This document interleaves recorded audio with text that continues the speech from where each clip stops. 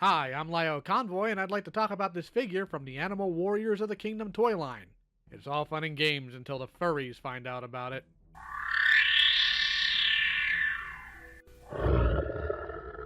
This 6-inch toy line is produced by Spero and is a brand new mythos and series.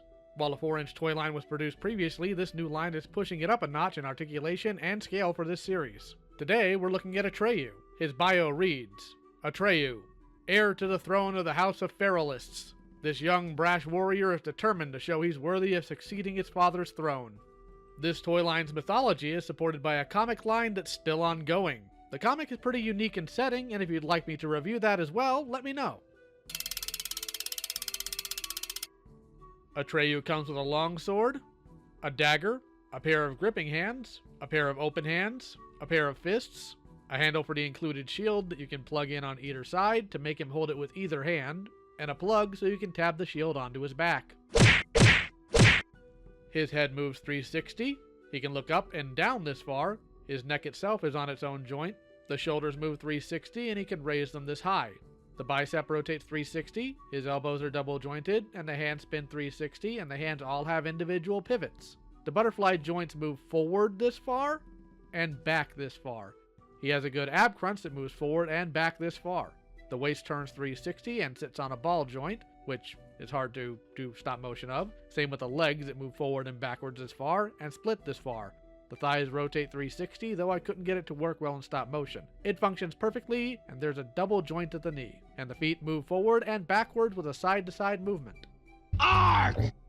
The painting and sculpting on this figure is fantastic, from the weapons to the armor.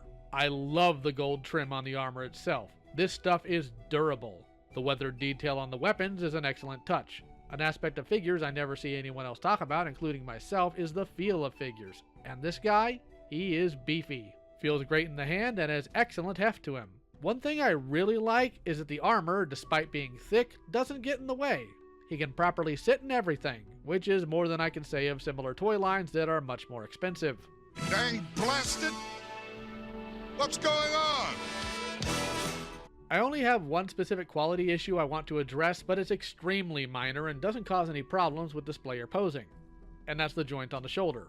Originally they were painted, but it flaked off immediately. It was a good attempt, but thankfully the plastic is already colored in a similar fashion, so no harm there.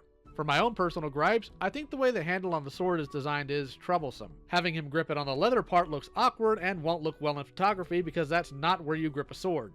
Trimming down the fantasy design a bit and taking more from real-life weapon design philosophies would make a massive difference. Look how good he looks with the Sword of Omens, for example. This could be killer if these things are trimmed down a bit.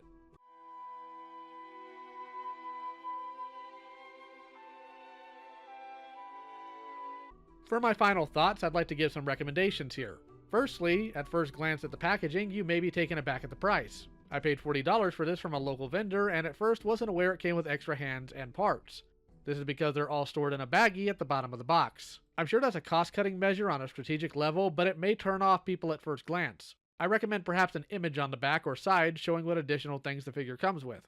Secondly, and speaking of what a figure comes with, my biggest critique for the future is weapon storage and additional heads. You can fidget putting the sword between the shield and the body to store it, but that's not always stable and leaves nothing for the dagger. So if you want to pose him there looking like a boss with his weapons stored, you're out of luck. You don't even need to make a full sword belt or sling to accomplish this, though that would be a cool idea for a weapons pack. Just a loop or two would be rad, or even a slot or two on the back of the shield. The edging on the shield also makes the impression that it's supposed to be leather, despite it being colored like metal. Maybe that's a nitpick, but the detail still looks good. Now for the faces. I don't believe all figures need a ton of extra heads, but since this is an indie company, they can innovate. Take a page from Figuarts or Figma and make faceplates instead. It's much cheaper and gives the customers more options without sacrificing the design ideas.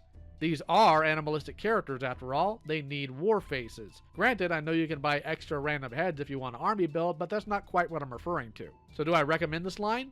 Absolutely. They're priced between $35 to $40 depending on where you get it, and I plan on getting more. Specifically Pale, the main character. There's also a mandrill with a gun. Who can resist that? For some fun, I posed him next to some of his fellow lion bros. He looks great. I hope you've enjoyed this review. What do you think? Do you want me to review more of these? Let me know in the comments. Special thanks as always to my patrons. If you want to support me, the link's in the description. You're also welcome to join my community Discord. Take it easy, and I'll see you next time.